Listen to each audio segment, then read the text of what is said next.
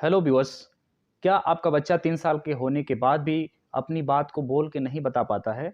मेरा मतलब है मीनिंगफुल वर्ड्स का इस्तेमाल नहीं करता है, मीनिंगफुल वर्ड्स या शब्दों का इस्तेमाल नहीं करता है अपनी भाषा को व्यक्त करने में, अपनी बातों को बताने के लिए। तो ये सिम्पटम हो सकता है एएसडी का। एएसडी का मतलब होता है autism spectrum disorder. Autism spectrum disorder actually एक ग्रुप ऑफ सिम्पटम्स को बोला जाता है, जिसमें पहला सिम्पटम आता है कि बच्चा आपकी आँखों से आँखें नहीं मिला के बात करना चाहता है या आँखों से आँखें नहीं मिलाना चाहता है। दूसरा, आप और बच्चे के बीच में कम्युनिकेशन एस्टेब्लिश नहीं कर पाते हैं, बच्चा कम्युनिकेशन नहीं कर पाता है, बच्चा आपके बातों का रिस्पॉन्स नहीं कर पाता है, अपने नाम का रिस्पॉन्स नहीं करता है। अगर आप उसके बच्चे का नाम लेके बुलाते हैं, तो बच्चा आपको रिस्पॉन्स नहीं करता है। अगर आप बैठने के लिए बोलते हैं, तो रिस्पॉन्स नहीं करता है।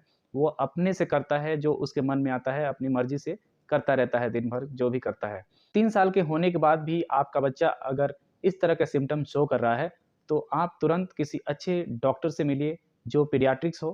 तो चलिए इसके बारे में थोड़ा डिटेल से बात करते हैं। जब किसी बच्चे को एएसडी का प्रॉब्लम होता है, तो इसमें कई सारी थियरीज़ हैं। एक्चुअली ये एस्टैब्लिश नहीं हुआ है कि एएसडी होता क्यों है।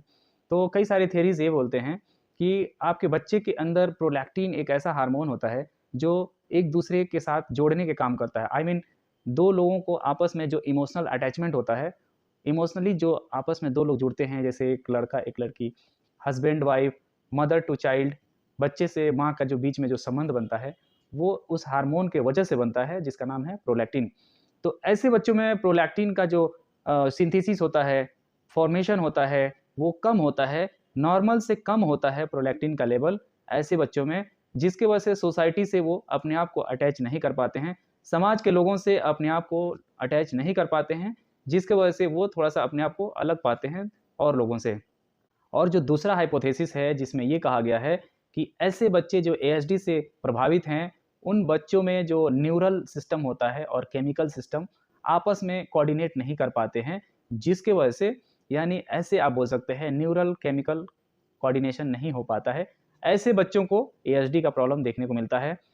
ऐसे ही तीसरा हाइपोथेसिस में ये कहा गया है कि बच्चों के पेट में, आंत में इन्फ्लेमेशन होता है, स्वेलिंग जिसको बोला जाता है। स्वेलिंग के वजह से जो आपका आंत है, जो पेट के अंदर जो आंतें हैं, उनका काम होता है कि न्यूट्रिशन जो हम लोग खाना खाते हैं, उसमें से विटामिन, प्रोटीन, मिनरल्स, कार्बोहाइड्रेट, इन सबको अब्ज़ॉर्ब करना, सोख लेना और सोख के खून के अंदर मिक्स कर देना, जो आपके शरीर में जाके आपके शरीर में एनाबॉलिज़्म का काम करता है, शरीर को ग्रोथ में हेल्प करता है, डेवलपमेंट में हेल्प करता है।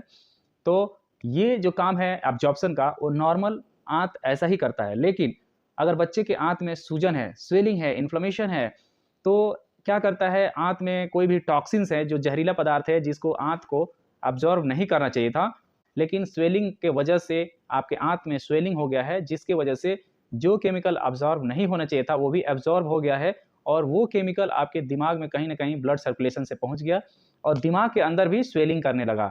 तो ऐसे केमिकल्स को साइटोकाइन्स बोला जाता है या इन्फ्लेमेटरी फैक्टर्स बोला जाता है, जिसमें प्रोस्टाग्लैंडिन, प्रोस्टासाइक्लिन और टीएनएफ होता है, ट्यूमर नेक्रोसिस फैक्टर्स। इस तरह से कई सारे केमिकल्स होते हैं जिनको साइटोकाइन्स बोला जाता है। पेट में यानी आंत के अंदर इन्फ्लेमेशन की वजह से ये जो केमिकल है वो अब्ज़ॉर्ब होके सीधे आपके ब्लड के थ्रू आपके ब्रेन में चले जाते हैं और ब्रेन में जाके हो सकता है इन्फ्लेमेशन कॉज़ करते होंगे, जिसकी वजह से बच्चे के अंदर इरिटेशन होने लगता है, बहुत ज़्यादा चिड़चिड़ा हो जाता है, खाना टाइम से नहीं खाता है, रोता रहता है, कोई भी बात उसको अच्छी नहीं लगती है, अपना दीवार पे सर को पटकता रहता है, जिसकी वजह से चोट भी लग जाती है। ऐसे बच्चे बहुत ही परेशान हो जाते हैं, खुद को और बच्चे के माँ-बाप भी परेशान हो जाते हैं। ऐसी कंडीशन देख के पेरेंट्स को लगता है कि दाँत में दर्द हो सकता है, पेट में दर्द हो सकता है या शरीर में कहीं दर्द हो सकता है, लेकिन ऐसा कुछ नहीं होता है, कहीं दर्द नहीं होता है। वो होता है एएसडी का सिम्पटम, ऑटिज़्म स्पेक्ट्रम डिसऑर्डर जिसको बोला जाता है, शॉर्ट में ऑटिज़्म भी बोला जाता है। तो ऑटिज़्म का ये सारे सिम्पटम्स होते हैं और ये जो थियरीज़ मैंने बताया 3 थियरीज़, इनके अकॉर्डिंग ये प्रक्रिया जो हैं, इनके वजह से ऑटिज़्म का जो डिज़ीज़ है, ये बच्चों में होता है। अब चलिए बात करते हैं कि ऐसा अगर आपके बच्चे में होता है, तो क्या-क्या आप कर सकते हैं? पहली बात तो आप ये जान लीजिए, एलोपैथ में इसका कोई मेडिसिन या कोई ट्रीटमेंट्स अवेलेबल नहीं है, क्योंकि इसका जो कारण है, इस बीमारी का कारण है, वो एस्टैब्लिश नहीं हो पाया है कि ये बीमारी होता क्यों है? जो हाइपोथेसिस दिया गया है, जो मैंने अभी बात किया, 3 हाइपोथेसिस जो दिया गया है, वो एग्ज़ैक्टली ऐसा करते हैं, कन्फर्म नहीं है, एस्टैब्लिश नहीं है कि ऐसा ही होता होगा। ये माना जाता है कि ऐसा होता होगा। कुछ लोग ये भी कहते हैं कि मोबाइल स्क्रीन देखने से स्क्रीन टाइम बच्चे का ज़्यादा होता है, जिसकी वजह से ये प्रॉब्लम होता है। लेकिन मैं आपको बताता हूँ, मोबाइल या टीवी या कोई भी एक ही चीज़ देखने से हो सकता है, एक ही चीज़ देखने से ऐसा होता है, ना कि आपके मोबाइल देखने से होता है। तो ये गलतफ़हमी है लोगों के बीच में कि मोबाइल बच्चे ज़्यादा देखने लगते हैं, तो उनका कम्युनिकेशन डिले हो जाता है, एएसडी का प्रॉब्लम आता है। लेकिन ऐसा नहीं है भाई, आप लोग ध्यान से इसको समझिए। मोबाइल या कोई भी चीज़ आप बार-बार करते रहेंगे या देखते रहेंगे, तो आप खुद ही इरिटेट हो जाएँगे। तो बच्चा है, वो तो बच्चा तो और जल्दी इरिटेट होगा। तो मोबाइल या टीवी देखने दीजिए, लेकिन थोड़े समय के लिए, आधे घंटे के लिए दीजिए, 15 मिनट के लिए दीजिए, ताकि वो रिफ्रेश हो जाए, उसके बाद छोड़ दीजिए। उसके दूसरे काम में बच्चे को लगाइए। तो अभी देखिए, ये सब रहा बीमारी, और बीमारी अगर आपके बच्चे में ऐसा शो होता है, तो आप क्या-क्या कर सकते हैं? चलिए उस पे बात करते हैं। तो जैसा कि मैंने बताया, एलोपैथ यानी अंग्रेजी दवाओं में इसका कोई इलाज है नहीं। क्यों? क्योंकि जो एलोपैथ मेडिसिन है, जो पैथ है, एलोपैथ का जो तरीका है काम करने का, वो एविडेंस बेस होता है। यानी कि प्रमाण के आधार पे आपको ट्रीटमेंट करता है एलोपैथ। यानी पूरी तरह से जानकारी होगा कि ये बीमारी क्यों होता है, और इसको एक दवा देने से उस पे क्या काम करेगा दवाई, और कैसे ठीक करेगा, ये सब कुछ जानकारी होता है अंग्रेजी दवा के अंदर, एलोपैथ के अंदर। तो जो एएसडी का प्रॉब्लम है, एलोपैथ में ऐसा कोई एस्टैब्लिश तरीका नहीं है, या एस्टैब्लिश कारण नहीं है जिसकी वजह से ये एएसडी होता है। तो इस वजह से इसका इलाज भी एलोपैथ में नहीं बन पाया है। एलोपैथ में इसका ट्रीटमेंट तो है नहीं, तो करें क्या फिर? आप आयुर्वेद का सहारा ले सकते हैं। आयुर्वेद में इसका ट्रीटमेंट है, इफ़ेक्ट ज़रूर आएगा और ये इफ़ेक्टिव भी है। ऐसे केस में क्या करेंगे? आपके पास अंग्रेजी दवाई करने का कोई ऑप्शन नहीं है, एलोपैथ में कोई ऑप्शन नहीं है, तो आप पैथ चेंज करिए। तो एलोपैथ को चेंज किए, आप आयुर्वेद में आइए। आयुर्वेद में इसका ट्रीटमेंट है, क्योंकि आयुर्वेद का जो इतिहास रहा है, वो 3000 साल पहले से ये आविष्कार किया गया है। आयुर्वेद का जो फ़ॉर्मुलेशन है, आयुर्वेद का जो ट्रीटमेंट है, प्रक्रिया है, तरीका है, 3000 साल पहले आविष्कार किया गया है।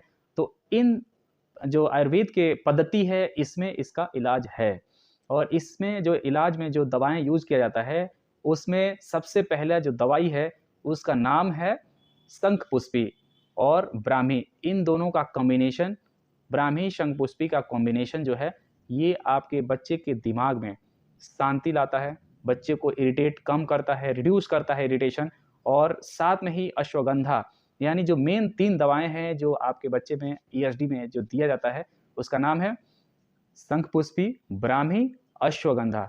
ये 3 जो दवाएँ हैं, ये आपके बच्चे को बहुत ही अच्छा रिस्पॉन्स करेगा, और आपके बच्चे के अंदर जो सिम्पटम है, एएसडी के प्रॉब्लम है, उसको रिड्यूस करता है, और बच्चे के अंदर धीरे-धीरे सुधार आने लगता है। और ये ट्रीटमेंट्स 2 दिन, 4 दिन का नहीं है, पूरा 2 साल, 3 साल तक चलता है, और इससे आपके बच्चे में काफ़ी ज़्यादा इम्प्रूवमेंट आता है।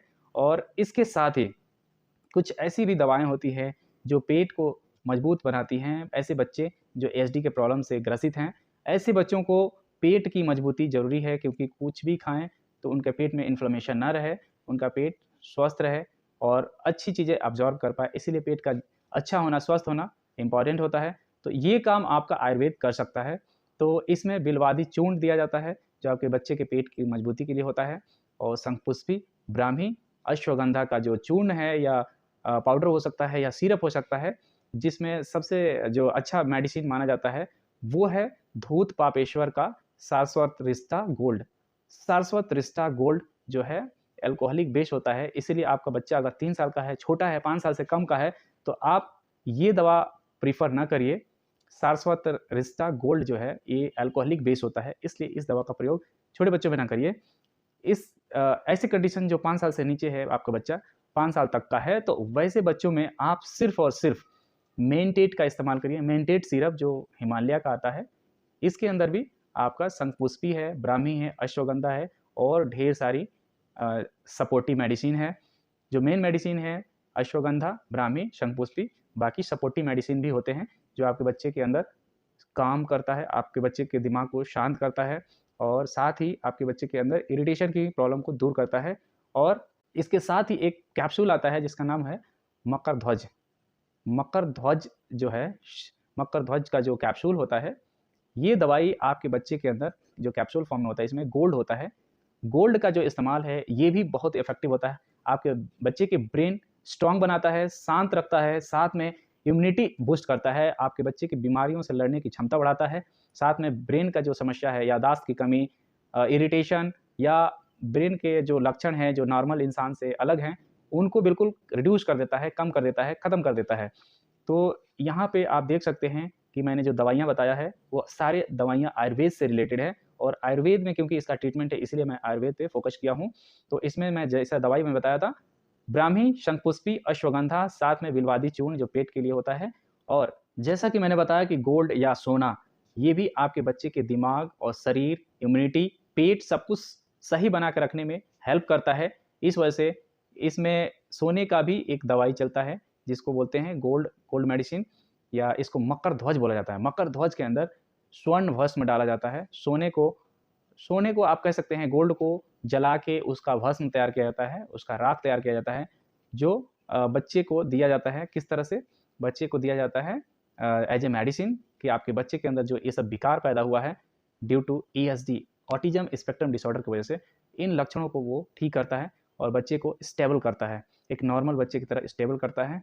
और ये ट्रीटमेंट आपका 2 से 3 साल तक चल सकता है। जब तक आपका बच्चा 6 साल का ना हो जाए, तब तक ये ट्रीटमेंट आपका चलता रहता है, जिसकी वजह से आपके बच्चे के अंदर काफ़ी ज़्यादा इम्प्रूवमेंट दिखता है। और अब बात आती है कि आपके बच्चे के अंदर ये बीमारी है, तो ट्रीटमेंट तो मैंने बता दिया कि कैसे इसको आप पहचानेंगे कि ये बीमारी है। आप तो पहचान लिए, बट इसको कन्फर्म कैसे करेंगे? तो कन्फर्म करने के लिए आपको डॉक्टर के पास जाना होगा। डॉक्टर आपको सीआरसी सेंटर भेजेगा। एएसडी के बारे में डिटेल्स बात किया, साथ में इसका ट्रीटमेंट भी बताया। अभी मैं बात करने जा रहा हूँ कि आपके बच्चे के अंदर एएसडी है, आपको पता चल गया है, लेकिन आप कन्फर्म कैसे करेंगे? तो कन्फर्म करने के लिए आपको डॉक्टर से मिलना ही होगा। डॉक्टर आपको प्रिस्क्राइब करेगा, कुछ टेस्ट प्रिस्क्राइब करेगा, जिसमें होता है सीआरसी टेस्ट। सीआरसी टेस्ट के अंदर आता है आपका डेवलपमेंट टेस्ट, आपका आईक्यू टेस्ट और इसी तरह से 4-5 टेस्ट होता है जो आप सीआरसी सेंटर पे जाके आप इसको करा सकते हैं, जिसमें क्लिनिकल साइकोलॉजिस्ट बैठता है। क्लिनिकल साइकोलॉजिस्ट ही आपके बच्चे के अंदर बिहेवियरल स्टडी करेगा और उसको रिपोर्ट बना के देगा कि आपके बच्चे के अंदर ईएसडी का जो लेवल है वो किस लेवल का है, माइल्ड है, मॉडरेट है या सीवियर है। तो आपके बच्चे से वो क्वेश्चन पूछेंगे, अगर वो नहीं बता पाता है तो आप बताएंगे, आपके मतलब आप पेरेंट होंगे जो उसके नज़दीकी क्लोजेस्ट होंगे, वो इसका आंसर देंगे और उस क्वेश्चन और आंसर से ही पता लगेगा कि आपके बच्चे के अंदर जो एएसडी का लेवल है, कौन सा लेवल है, माइल्ड है, मॉडरेट है, सीवियर है।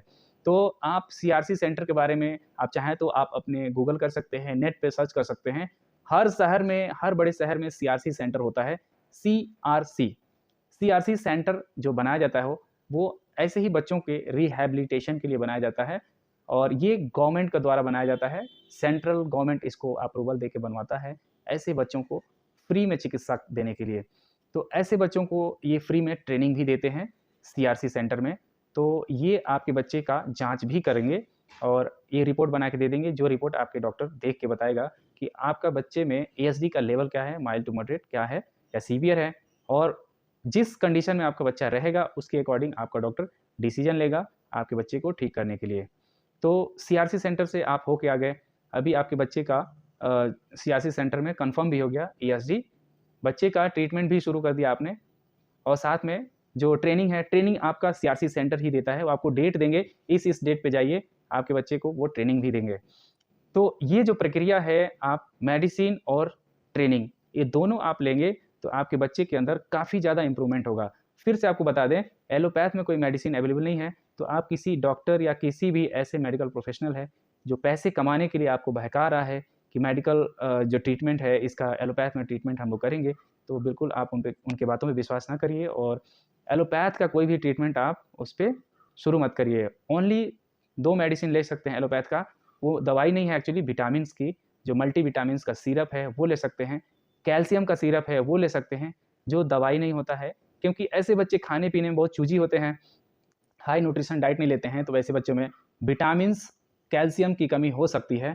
तो आप मल्टीविटामिन, कैल्शियम की जो सिरप हैं, इन बच्चों को आप लेके दे सकते हैं। अगर आपका एलोपैथिक डॉक्टर प्रिस्क्राइब करता है, तो ये दवाई आप अपने बच्चों को दे सकते हैं। साथ में जो आयुर्वेद का मेडिसिन है, उसको आप कंटिन्यू करिएगा। तो ये रहा आपके बच्चे का ईएसडी ट्रीटमेंट्स और ट्रेनिंग, सीआरसी सेंटर क्या होता है, ये सारे एएसडी के एस्पेक्ट्स हैं। और इसके साथ ही मैं एक और चीज़ पे बात करना चाहूँगा कि एएसडी का जो सिम्पटम होता है वो ऑलरेडी मैंने बताया, लेकिन फिर भी बता दे रहा हूँ। एएसडी का सिम्पटम में आपका बच्चे का कम्युनिकेशन डिले हो रहा है। 2 साल तक बच्चे लगभग बोलने लगते हैं, लेकिन 3 साल तक हो गया है बच्चा, फिर भी आपका बच्चा अपनी बात बोल के नहीं बता पाता है। बोलता है अननेसेसरी कुछ भी बोलता है, मीनिंगफुल वर्ड्स नहीं बोलता है और अपनी बातों को बोल के नहीं बताता है, इशारे से बताता है। तो ये आपका कम्युनिकेशन डिले माना जाता है, जो एएसडी का पहला सिम्पटम है। दूसरा, रिपिटिटिव बिहेवियर्स। रिपिटिटिव बिहेवियर का मतलब होता है आपका बच्चा कि कोई एक काम बार-बार करता है, लगातार करता है। जैसा कि कोई खिलौना ले लिया बच्चा, उस खिलौने से लगातार खेल रहा है कई दिनों तक, कई महीने तक सेम खिलौने से, खिलौना चेंज नहीं कर रहा है और आप अगर उससे लेते हैं तो आपको देता नहीं है। एक ही खिलौना को बार-बार खेलता रहता है, जो हमेशा खेलता रहता है। ये हो सकता है रिपिटिटिव बिहेवियर। कोई भी बात बार-बार वही बोलता है, कोई एक शब्द बार-बार, बार-बार, बार-बार हमेशा बोलता रहता है, ये होता है रिपिटिटिव बिहेवियर। रिपिटिटिव बिहेवियर जैसे मान लीजिए कोई सामान गिर गया बच्चे के हाथ से, तो फिर गिरा के देखेगा, फिर गिराएगा, वो गिरा के वो बार-बार वही चीज़ करेगा जो उसके सामने हुआ है। तो ये हो गया रिपिटिटिव बिहेवियर जो एएसडी के बच्चों में होता है। और जो तीसरा प्रॉब्लम है, सर में हो सकता है इरिटेशन हो रहा है, सर दर्द हो रहा हो, सर में गर्मी हो, गरम हो सर, तो कई बार बच्चे दीवार से अपना सर मारने की कोशिश करते हैं। दीवार पे सर मारने से उनको राहत मिलता है या थोड़ा-सा उनको अच्छा लगता है मारना, तो ये तीसरा सिम्पटम हो सकता है। आँखों से आँखें नहीं मिलाते हैं बच्चे, एएसडी से ग्रसित हैं, ऐसे बच्चे आपकी आँखों में आँखें डाल के बात नहीं करेंगे, ना देखेंगे। आप उसको बुलाते हैं, नाम लेके बुलाते हैं तो रिस्पॉन्ड नहीं करते हैं। आप अगर कुछ उनको इंस्ट्रक्शन दे रहे हैं तो वो फॉलो नहीं करते हैं, रिस्पॉन्स नहीं करते हैं। तो ये हो गया आपका चौथा सिम्पटम कि अपने नाम का रिस्पॉन्ड नहीं करना। अपने नाम का कोई भी रिस्पॉन्स नहीं देना, उसके नाम लेके बुलाने के बाद भी आपके बातों का रिस्पॉन्स नहीं करता है अगर बच्चा, तो ये चौथा सिम्पटम है। और पाँचवाँ सिम्पटम जो है इसका, पैर का सही से नहीं रखना। यानी चलते समय एड़ी उठा के चलना, जो हील हील होता है, पैर का 2 हील होता है, हील को ज़मीन से उठा के चलना, पंजे पे चलना, पंजा होता है, पंजे पे चलना मतलब हाथ से नहीं, पैर का ही पंजे पे चलना। एड़ी को, हील को उठा लेना ज़मीन से और एक एब्नॉर्मल तरीके से चलना, असामान्य ढंग से चलना बच्चों का, ये भी एएसडी का ही सिम्पटम होता है। ये मुख्य-मुख्य सिम्पटम हैं, सिम्पटम बहुत सारे हैं, लेकिन ये मुख्य-मुख्य सिम्पटम हैं जिससे आप अपने बच्चे के अंदर आप फाइंड आउट कर सकते हैं कि आपका बच्चा कहीं एएसडी से पीड़ित तो नहीं है। तो ये रहा आपका एएसडी। एएसडी का मतलब क्या हुआ? एएसडी का ट्रीटमेंट्स, एएसडी का सिम्पटम्स, एएसडी के ट्रीटमेंट से रिलेटेड और भी जानकारी जैसे कि सीआरसी क्या होता है, डेवलपमेंट ट्रेनिंग क्या होता है, आईक्यू टेस्ट क्या होता है, क्लिनिकल साइकोलॉजी, ये सारी चीज़ें भी मैंने कवर किया और इसके सिम्पटम्स भी मैंने बताए। साथ में इसके ट्रेनिंग के बारे में भी मैंने बात किया, आयुर्वेदिक ट्रीटमेंट्स की बात किया। ये रहा कंप्लीट आपका एएसडी और उसके सारे एस्पेक्ट्स। तो मुझे उम्मीद है कि आपको एएसडी के बारे में अच्छी तरह जानकारी हो गया होगा। आप बिल्कुल गलतफ़हमी में ना रहिए, ऐसे बच्चे ठीक हो जाते हैं, बस इनको आपको फ़ॉलो करना है, वो अपने लाइफ़ में ठीक बिल्कुल हो जाते हैं। ठीक हो जाते हैं मतलब कि 100% ठीक हो जाएँगे, बिल्कुल आपको चिंता नहीं करना है, ये कुछ दिन का प्रॉब्लम होता है। डिले डेवलपमेंट इसको बोल सकते हैं, डिले डेवलपमेंट जैसे कि मैंने बताया कि जो एएसडी के बच्चे हैं, इनका डेवलपमेंट डिले हो गया है। इसका मतलब ये हुआ कि जो बच्चा 5 साल का है, तो 5 साल के डेवलपमेंट के अनुसार 5 साल में जो-जो चीज़ें उसको सीख लेना चाहिए था, वो 6 साल में, 7 साल में सीख रहा है। तो 1 साल का उसका डिले हो गया ना, तो ऐसे बच्चों को एएसडी में यही प्रॉब्लम है कि उनका डिले होता है।